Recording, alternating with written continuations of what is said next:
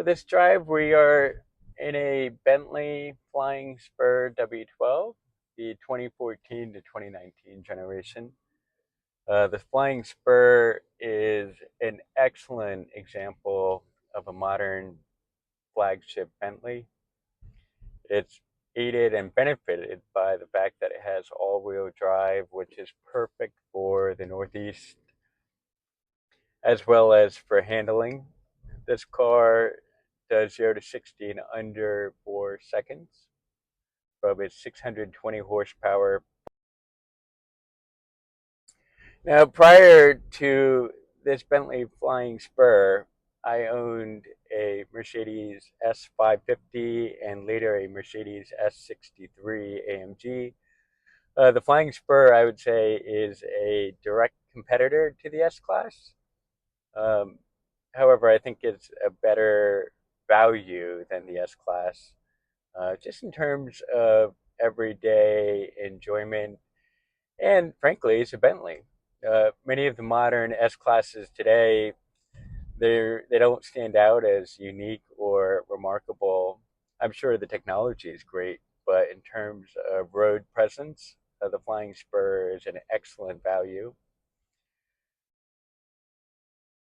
In addition, the power on the W12 model specifically is faster than the S560 with its twin turbo V8, and it's very comparable to the S63 AMG engine with a 0 to 60 in just under 4 seconds.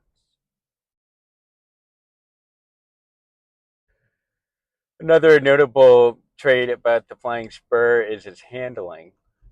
You'd expect a large 5,500 pound vehicle to be very cumbersome to drive. It is planted, it is very solid feeling, but it handles excellently.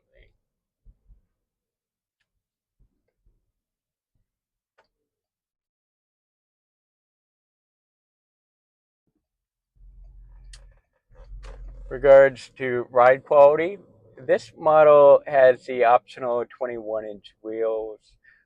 In fact, about 95% of Flying Spurs were optioned with 21-inch wheels, which I understand the car looks much better.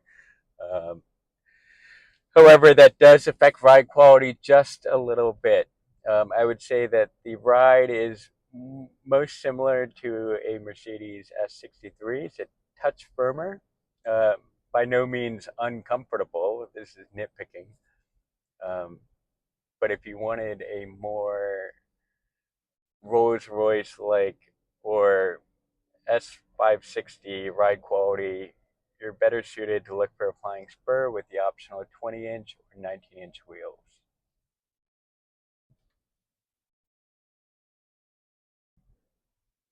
In addition, the Flying Spur is quite possibly the quietest Bentley or car on the market today, just short of a Rolls Royce Phantom. It's absolutely incredibly quiet. The sound insulation, which was a notable improvement that they made for this generation versus the previous generation Continental Flying Spur, they added much more sound deadening, and that really, really shows.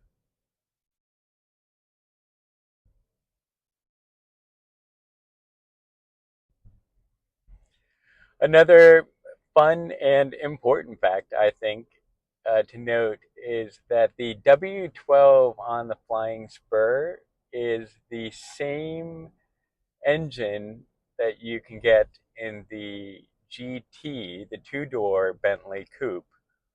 or convertible speed, the W12 speed, which is the most expensive engine that you can get in the coupe version. But on the Flying Spur W12, that is the base engine when you're optioning the W12 versus the V8. So that alone makes this car an exceptional value in today's market.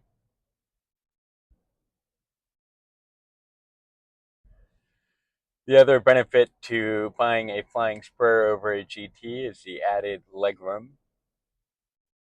It's much more comfortable for all 4 or 5 occupants. The GT, no doubt, is a touch lighter. I have not driven one. I would imagine it's maybe a bit more engaging to drive given the shorter wheelbase, but that's entirely a preference. I personally prefer large flagship sedans. I want to be comfortable. I want to be able to take along guests. I want them to be comfortable, just as they would expect if they're being driven in a Bentley.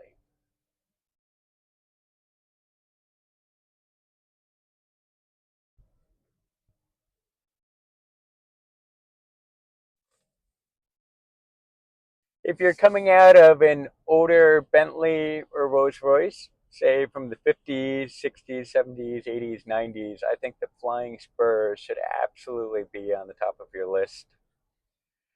It retains all of that Bentley heritage in terms of the charm and the craftsmanship, the solidity,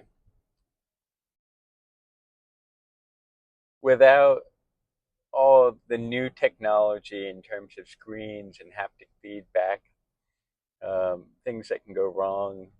Ambient lighting, those are great in a Mercedes. However, in a Bentley, you want that old world charm, and this car delivers on just that.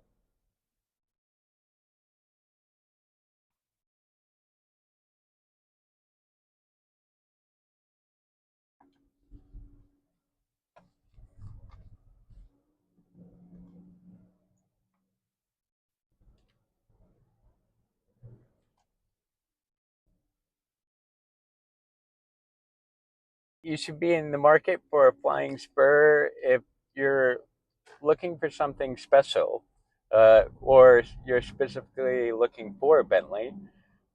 This is what I would call understated luxury. It's not loud, brash, and obnoxious. It's a perfect daily driver. To me, I find it the design to be non-offensive, not too in your face. I think it complements the road beautifully. And it represents the brand really, really well.